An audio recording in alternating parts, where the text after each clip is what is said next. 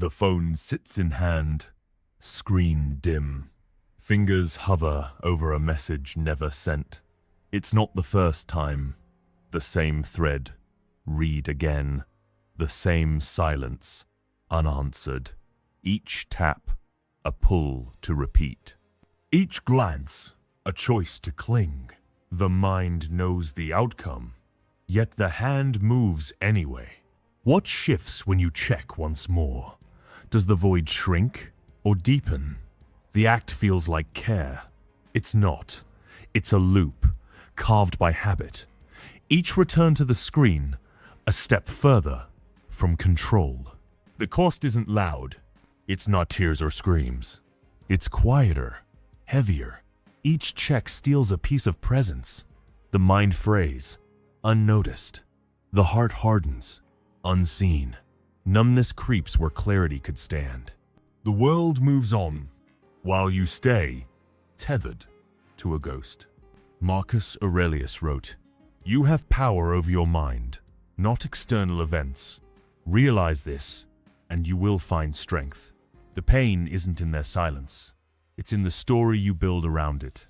A story you can unwrite, if you choose." When did you last choose to hold on? Look at the hand, still gripping the phone. See the reflex, not the person. The urge to check isn't them, it's you, reacting where you could. Pause. The loop isn't fate. It's a choice. Made in silence, broken in silence. The tether holds until it doesn't. Something shifts when the hand sets the phone down. Not peace, not answers, just a cut, clean, cold, enough to see. Suffering seems to prove something, doesn't it?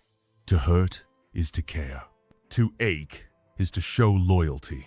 The mind whispers, pain means the bond mattered. It's a familiar thought, heavy, certain, almost noble. But pause. What does pain prove? That you loved? That you tried? Or that you're still tethered to a story already ended? The logic feels sound until it isn't. Caring doesn't demand suffering. Loyalty doesn't require a wound. The mind builds this trap and steps into it willingly. Trace the thought. You hurt because they left, because they didn't see, because you gave and they took. But what changes if you suffer more? Does their absence shift? Does their silence break? The pain adds no weight to their choice. It only buries you deeper in the loop. The reflex says, hold tighter, feel more, prove the loss was real. But what if suffering isn't proof? What if it's just noise, drowning out the silence where clarity waits? Detachment doesn't erase care. It cuts the chain. The mind resists because freedom feels like loss. But what remains when you let go? Nothing and everything. The stillness speaks. Principle 1. The reflex to explain. The urge hits, a sudden need to clarify, to justify, to make them see.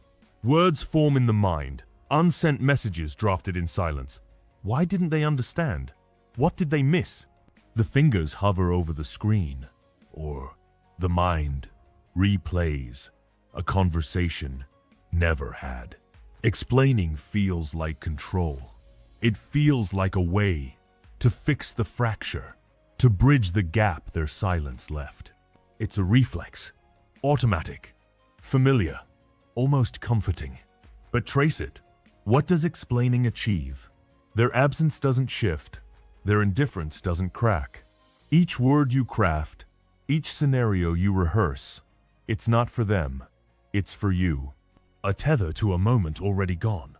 The cost isn't in their response, it's in the energy you spend. Each attempt to explain, another piece of presence lost. The mind churns, trapped in a loop of what could have been said. The heart hardens, unaware, building walls where clarity could grow.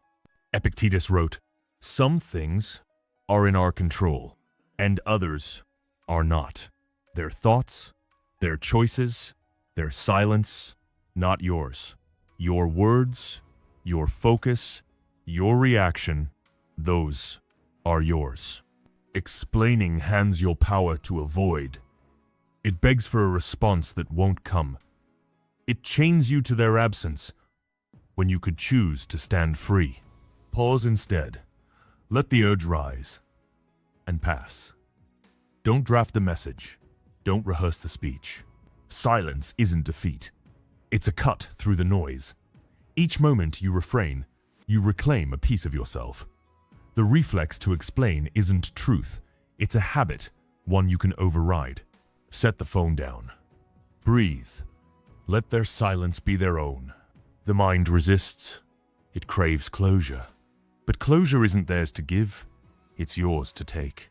Each step away from explaining, a step toward self-command. The world doesn't need your reasons. Neither do they. You don't owe them words. Only yourself, the stillness, to move on. You don't owe anything. The reflex to explain fades, but another waits. A quieter pull, one that seems harmless. It starts with a glance, a check, a moment you think won't hurt. Principle 2. The trap of checking. The screen lights up. A reflex pulls the hand. A quick glance at their profile. A scroll through old messages. It's just a moment. Harmless, you think. Checking feels like staying connected. Like holding a thread to what was. The mind says, one look won't hurt. But each tap, each refresh, it's a step deeper into the trap. The loop tightens. What's gained? A new post? A status unchanged? Their silence stays, yet the urge persists. The trap isn't in what you see, it's in the act itself. Each check feeds overthink, builds a story that doesn't exist. You see a photo, and the mind spins. They're fine. You're not. They moved on. You didn't. The pain isn't theirs. It's the narrative you craft, the one you choose to believe. Assume you'll find nothing. Assume you'll find everything. Does it change their choice? Their absence? The logic breaks here. Checking doesn't bring them back. It doesn't heal the loss. It only carves a deeper void, one you fill with numbness. The mind chases answers, but finds only questions. Seneca wrote, "We suffer more in imagination than in reality." Each check is a dive into that imagination, a choice to live in a world that's gone. Detach instead. Let the phone stay dark. Let the profile stay unseen. The urge to check isn't truth. It's a reflex. Break it. Step back. Let the silence be theirs, not yours. What holds you? The belief that one more look will explain? That it will ease the ache? Trap the thought. Nothing shifts by checking. Nothing clears. The only shift comes when you disengage. When you choose the stillness over the noise. Pain doesn't mean truth. The trap of checking lingers. But another reflex waits. A heavier one, rooted in the need to please. It starts with a nod, a sacrifice, a moment you give too much. Principle 3. The weight of pleasing. A nod, a smile, a compromise. Small acts, offered freely. You say yes when you mean no. You give time you don't have. You bend to keep them close. Pleasing feels like care, like proof you're enough. The mind whispers, if you give more, they'll stay. If you smooth the edges, they'll see your worth. But each act builds a chain, link by link. What's the cost? Not their gratitude. That's fleeting. It's the weight you carry. Each yes erases a piece of you. The boundaries blur. The self fades. You become invisible. Not to them, but to yourself. The mind tracks their approval, but loses your own. The heart strains under shame, forgiving what you couldn't spare. Picture a scale, tipped by every sacrifice. One side holds their fleeting glance. The other, Your self-command. Pleasing tilts it wrong. It trades your center for their nod. The more you give, the less you hold. The chain grows heavier, yet they walk away. Marcus Aurelius wrote, "If it is not right, do not do it. If it is not true, do not say it." Each yes that betrays you, a step from truth. Withdraw instead. Say less. Give only what aligns. The urge to please isn't loyalty. It's a reflex. Break it. Stand firm. Let their approval fall. It's not your weight to carry. The mind resists. It fears rejection. But rejection isn't loss. It's clarity. Each step back from pleasing, a step toward presence. You don't need their eyes to see yourself. Detachment is a form of respect. A hand grips sand. The tighter it holds, the less remains. Each grain slips. No matter the strength, the urge to cling, it's not control. It's loss, disguised as effort. Principle 4. The loop of replaying. The mind drifts. Back to a moment. A conversation. A glance. Words said. Unsaid. Misheard. It plays again. Sharper each time. Replaying feels like understanding. Like finding the crack where it broke. The mind insists. If you see it clearly, the pain will ease. But each loop tightens the grip. Each rerun deepens the cut. What's gained? Clarity? Answers? Or just a sharper edge to regret? The scene doesn't change. They don't return. The words don't shift, yet the mind spins. Each replay builds a cage. Not around them, but you. The cost isn't time. It's presence, stolen by a past that's gone. The heart churns, trapped in a story you can't rewrite. Numbness settles where awareness could stand. Epictetus wrote, "You become what you give your attention to." Each replay feeds the loop, not the truth. The past isn't a puzzle to solve. It's a weight you choose to carry. Observe instead. See the urge rise. Let it pass. Don't dive into the scene. Step back. Let the memory blur. It's not your anchor. The mind resists. It craves meaning. But meaning isn't in the rerun.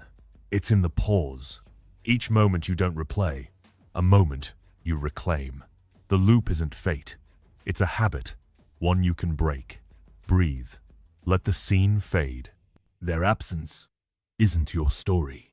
The void is where it clears. The loop of replaying slows, but another reflex stirs. A deeper one, rooted in the need for closure.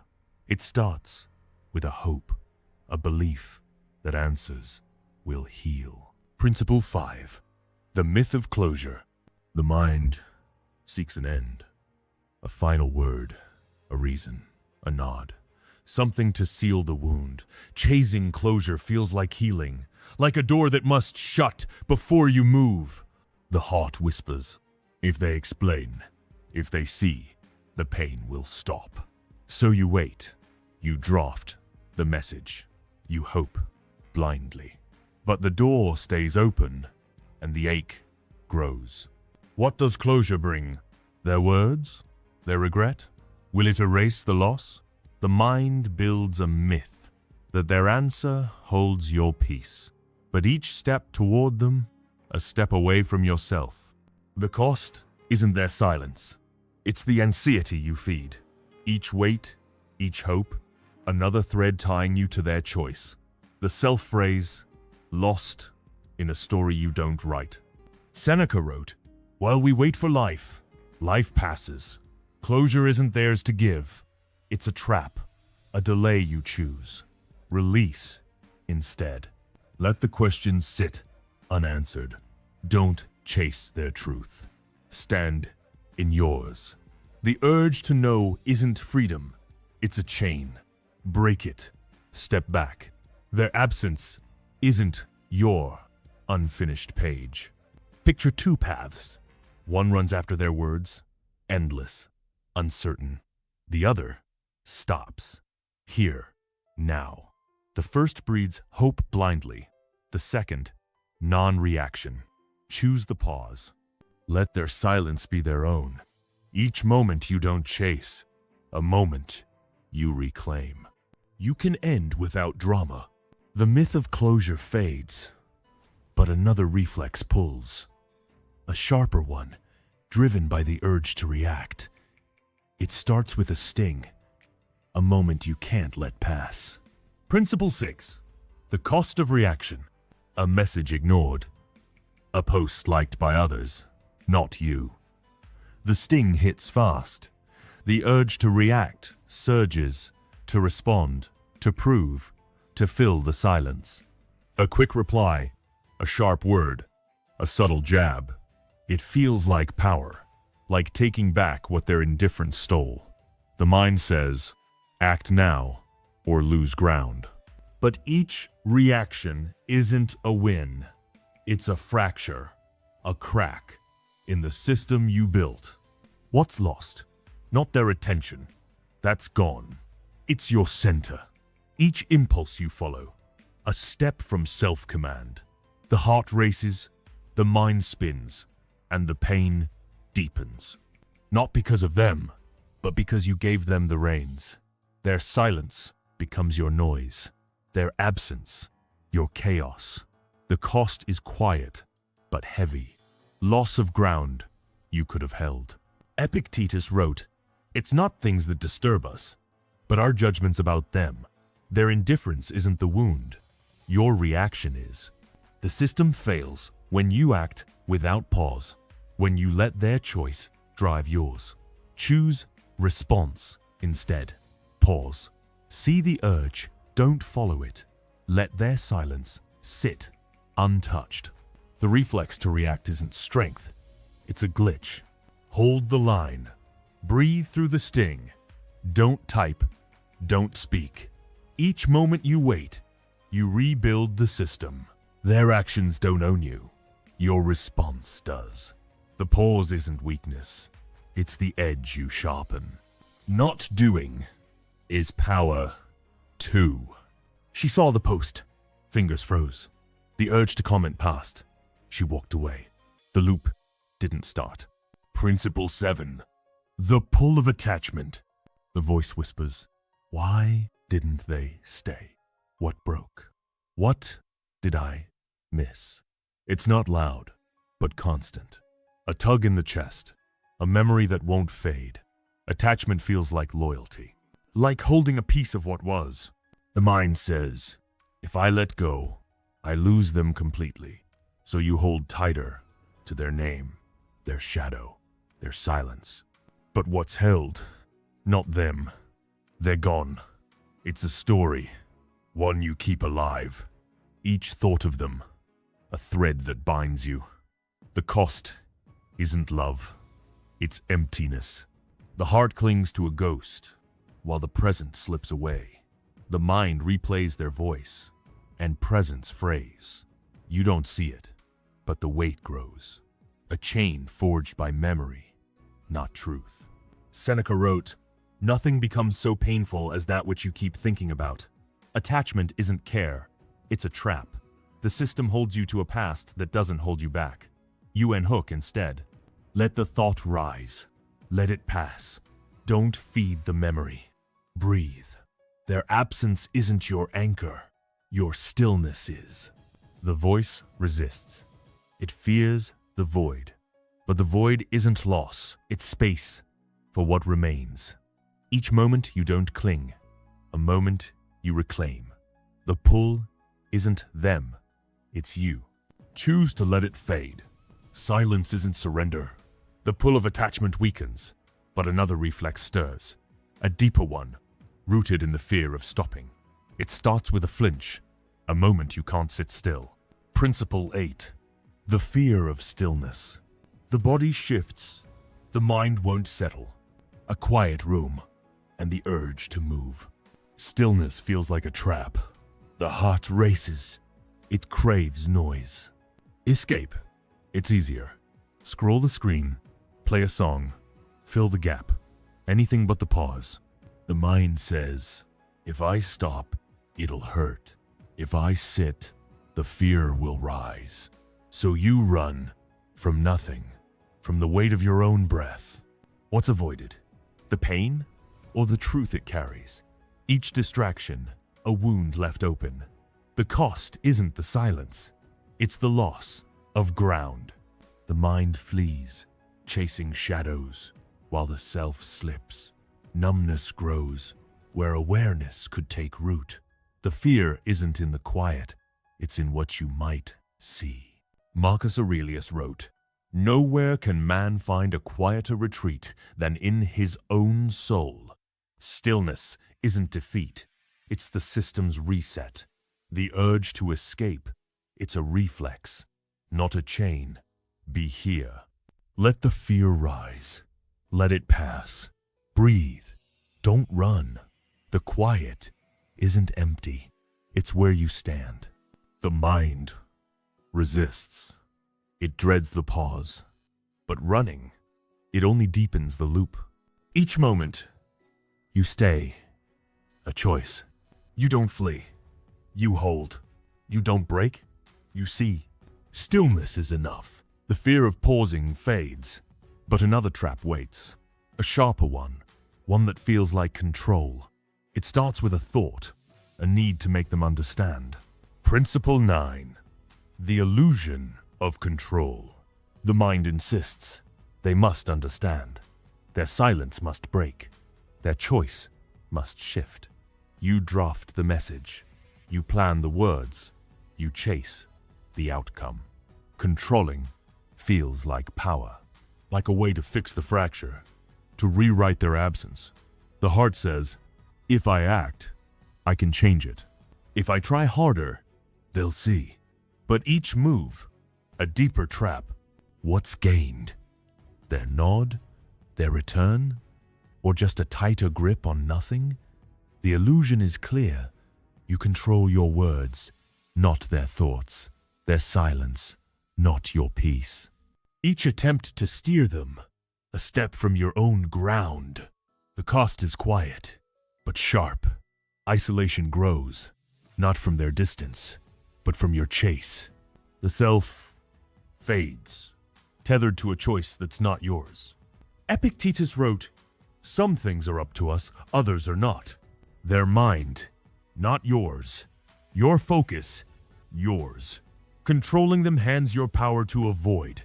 It builds chains, not bridges. Let go instead. See the urge. Let it pass. Don't shape their truth. Stand in yours, the reflex to control. It's not strength. It's noise. Trap the thought. You act to change them. But who changes? You chase their choice. But who's bound? The system breaks when you seek what's not yours. Disengage. Breathe. Their path isn't your weight. Each moment, you refrain. You reclaim your line. You don't have to react. Seneca faced exile. His words stayed sharp. He wrote, not to plead, but to stand. His silence, louder than any cry. Principle 10. The habit of denial. The ache rises, and the mind turns away. A smile masks it. A shrug buries it. Denying the pain feels like strength, like proof you're above it, untouched by their absence. The heart says, if I don't feel it, it's not there. So you push it down, hide it deep, act unbroken, but the weight doesn't leave. It festers, silent, unseen. What's buried? Not the hurt. It grows. Each denial, a crack in the system. The cost isn't the pain itself. It's the shame that follows. The self splits. One part pretends, the other bleeds. The mind lies, and presence slips. You don't see it, but the ground erodes. Numbness takes root where truth could stand. Marcus Aurelius wrote, if you are pained by external things, it is not they that disturb you, but your own judgment of them.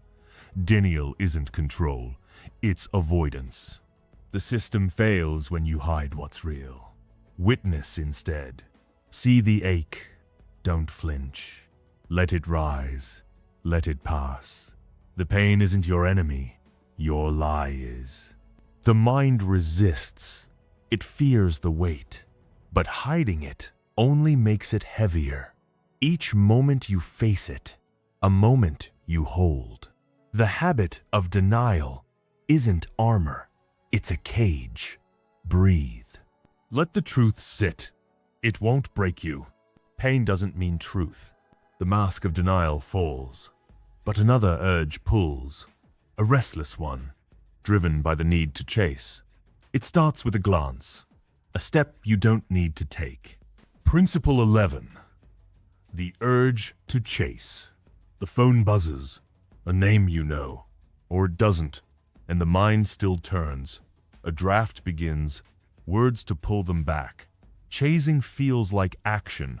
Like bridging the gap their silence carved. The heart whispers. One message. One call. One step. And they'll see. The urge is sharp. Restless. Promising relief. But each move, a deeper cut into yourself. What's gained? Their reply? Their glance? Or just a tighter loop? The chase doesn't close the distance. It widens it. Each message sent, each wait for a response. It's not for them. It's for you. Feeding anxiety, not answers. The cost isn't their absence. It's your ground. The mind races, the self slips. You don't notice. But presence frays. Seneca wrote, "You must cease to pursue what you would not take if it were offered. Chasing isn't strength. It's a reflex. The system bends when you run after what's gone. Step back instead.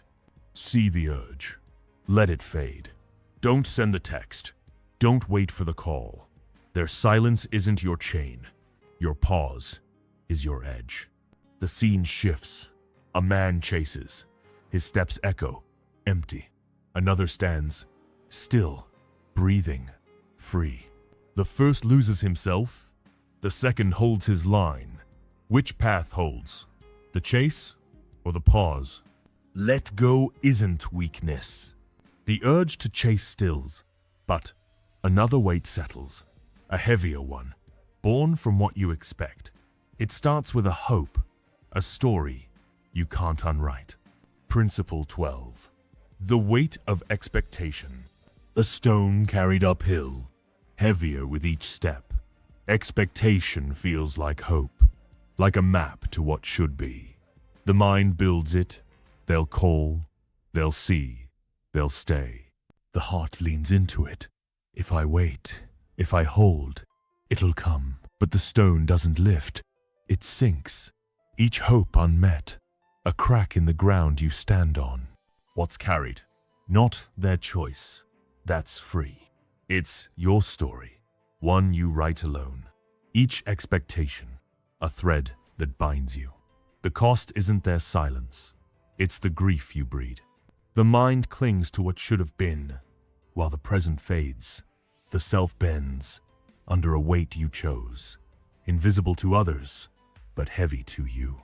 Marcus Aurelius wrote, "You are troubled, not by things, but by the views you take of them. Expectation isn't truth. It's a trap. The system fails when you build on their actions, not yours.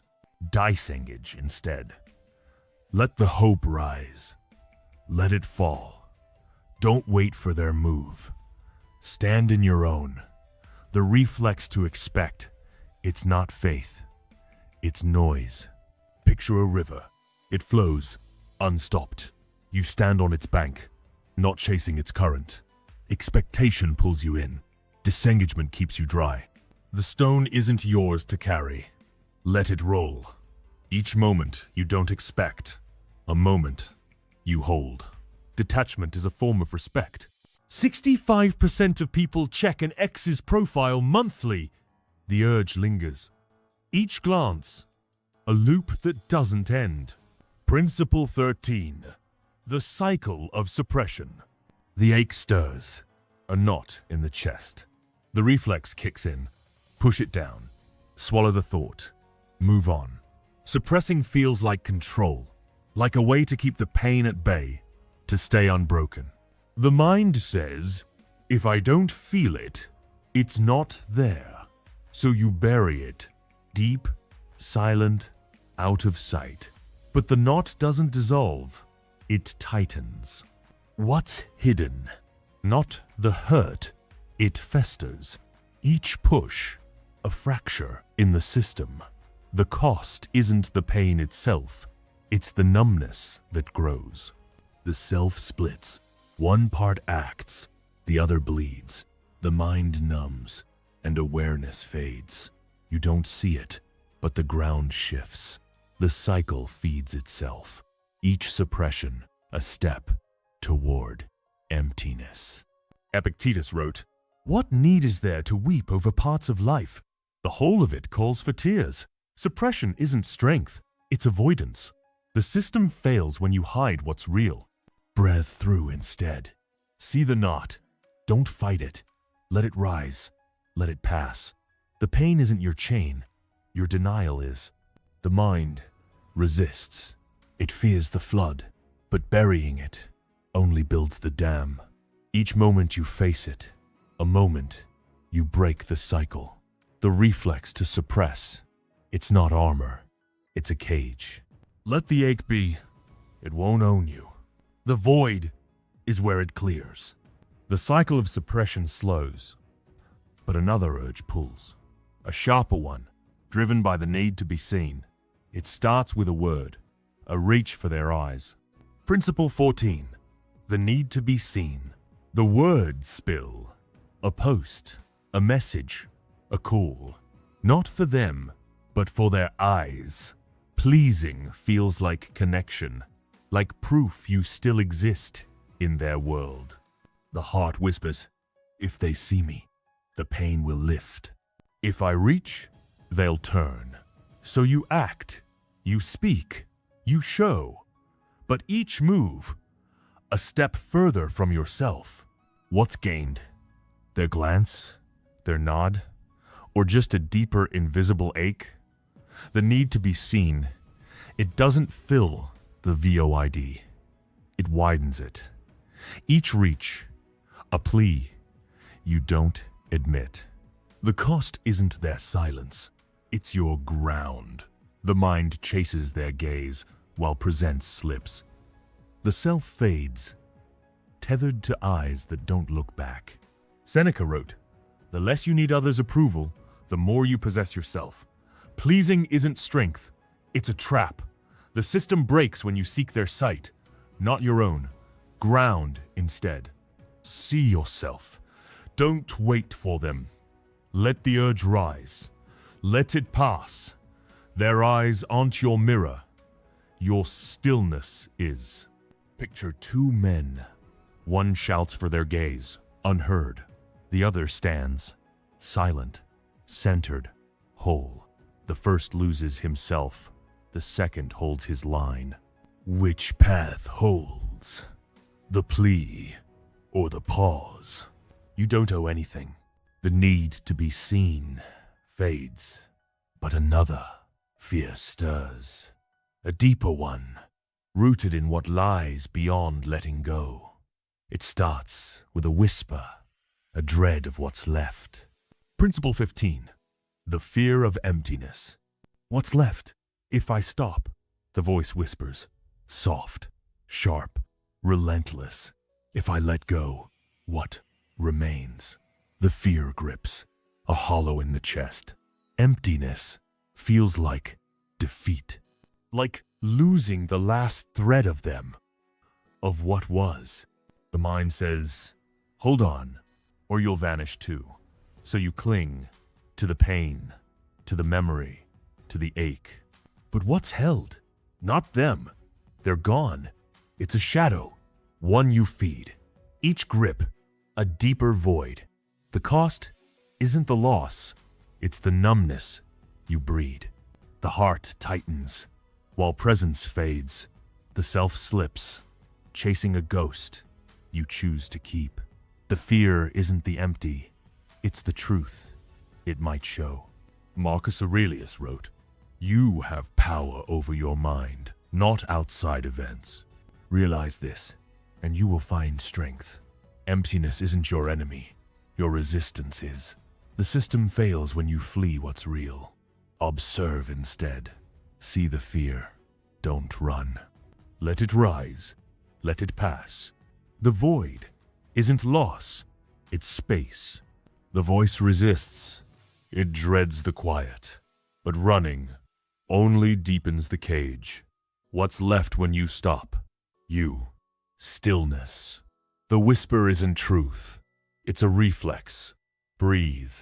Let the empty be. It won't break you. Stillness is enough. Why check again? No answer changes. The urge fades. The phone stays dark. Principle 16. The reflex to hold on. The hand tightens. A memory. A name. A moment. Holding on feels like keeping them close. Like guarding what was, what might still be. The heart whispers, if I release, I lose everything. So you grip, tighter, deeper, silent. The mind replays their voice, their face, their absence, but each hold a heavier weight. What's kept? Not them, they're gone. It's a story, one you carry alone. Each grip, a thread that binds you. The cost isn't the memory, it's the regret you feed. The self-phrase, tethered to a past that doesn't move, presents slips while the mind stays stuck. The weight grows unseen, but crushing. Emptiness takes root where clarity could stand. Epictetus wrote, "You have power over your mind, not outside events. Holding on isn't loyalty, it's a glitch. The system breaks when you chain yourself to what's gone. Release instead. See the urge. Let it pass. Don't feed the memory. Breathe. Their absence isn't your anchor. Your pause is. The mind resists. It fears the fall. But holding only deepens the cage. Each moment you let go, a moment you reclaim. The reflex to hold isn't truth, it's noise. Let the weight drop. It won't break you. Silence isn't surrender. The reflex to hold on fades, but another trap waits. A sharper one, born from the need to explain. It starts with a thought, a belief that words will heal. Principle 17. The myth of explanation. The words form a need to clarify, to make them see, to fix the silence. Explaining feels like closure, like a way to end the ache, to bridge their absence. The mind whispers, if they understand, the pain will stop. So you draft, you rehearse, you chase their nod. But each word, a deeper trap. What's gained? Their insight? Their return? Or just a tighter loop? The myth is clear. Your words don't shape their truth. Their silence doesn't bend, yet you try. The cost isn't their response, it's your isolation. Each explanation, a plea you don't admit. The self fades, tethered to eyes that don't see. Presence frays, while the mind spins. Seneca wrote, "We suffer more in imagination than in reality." Explaining feeds that imagination, not the truth. The system breaks when you seek their mind, not yours. No explanation instead. See the urge. Let it pass. Don't send the words. Breathe. Their silence isn't your chain. Your pause is your edge. Trap the thought. You explain to heal. But who hurts? You chase their truth. But who's bound? The myth of explanation. It's not freedom. It's noise. Disengage. Let their silence be theirs, not yours. You can end without drama. The myth of explanation cracks, but another reflex pulls. A final one, rooted in the power of choice. It starts with a pause, a moment you don't fill. Principle 18. The power of non-reaction. The sting hits, a message ignored, a glance withheld.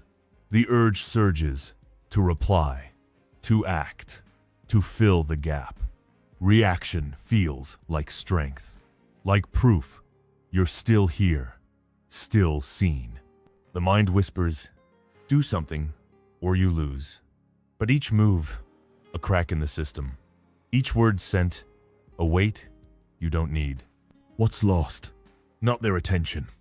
That's gone. It's your center. Each reaction hands your piece to their choice. The cost isn't loud. It's quiet. Loss of ground you could hold. The mind spins, the heart tightens. Rejection doesn't cut. Your response does. The system frays, not from their silence, but from your noise.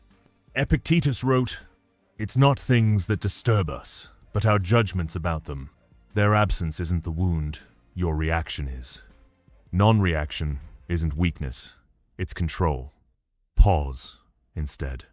See the urge. Let it pass. Don't fill the silence. Breathe. Their choice isn't your chain. Your stillness is your edge. The logic is clear. Act and you bind yourself. Pause and you stand free. Each moment you don't react, you rebuild self-command. The reflex to act isn't truth, it's habit. Hold the line. Let their silence be theirs, not yours. Not doing is power too. The power of non-reaction settles, but the mind shifts. A final pause, a moment to sit with what remains. It starts with a breath, a choice to stay still. Principle 19. The burden of guilt. The mind circles. A moment missed, a word misspoken. Guilt settles, heavy, unyielding. It feels like truth, like a debt you owe. The heart whispers, you failed them, you broke it, you weren't enough. So you carry it, the weight of what could have been. Each thought, a step deeper into the trap. What's held? Not their forgiveness, that's theirs. It's a story, one you repeat. Each replay, a chain you forge. The cost isn't their absence, it's your presence. The self-phrase, tethered to a fault you can't undo. Shame grows, where clarity could stand. The mind bends, under a burden you choose. Marcus Aurelius wrote, "Leave other people's mistakes where they lie." Guilt isn't justice, it's a reflex. The system breaks when you punish yourself for what's gone. Release instead. See the thought, let it pass. Don't feed the fault. Breathe.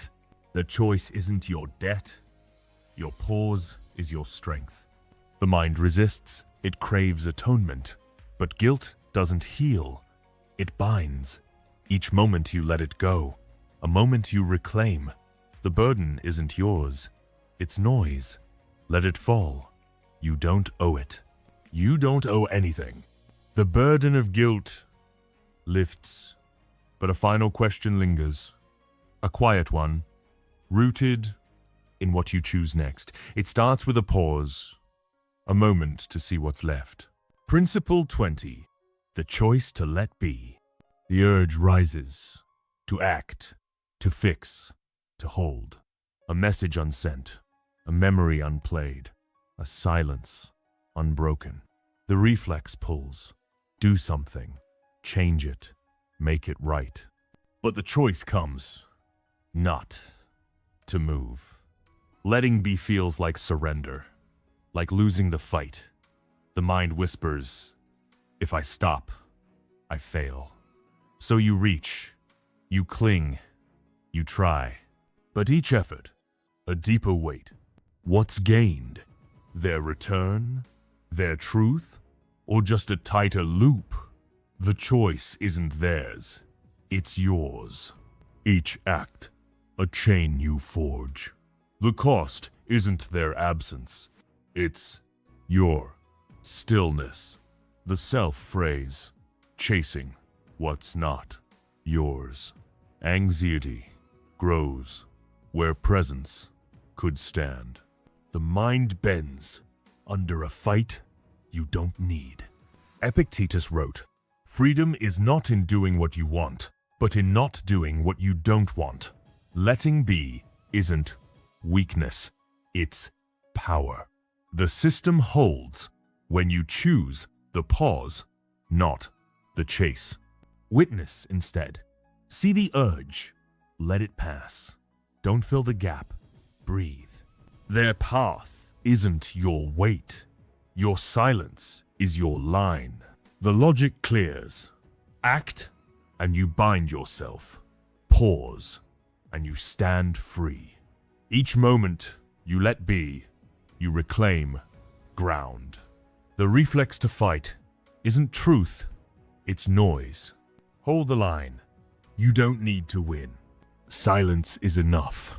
The phone lies face down. No hum of light. The room sits still. No sound, but breath. Hands rest. No urge to reach. The world moves on, and you stay here. A message, unwritten. A glance, avoided. The reflex stirred, but didn't pull. Silence held, not as defeat, but choice. The ache lingers, but doesn't drive. Presence grows, where noise once stood. The pause isn't empty, it's yours. What shifts when you choose stillness? Not their truth, not their path. The mirror turns inward. What do you see? The reflex to chase, to explain, to hold. It's not them. It's you. And you can pause. Silence carries its own weight.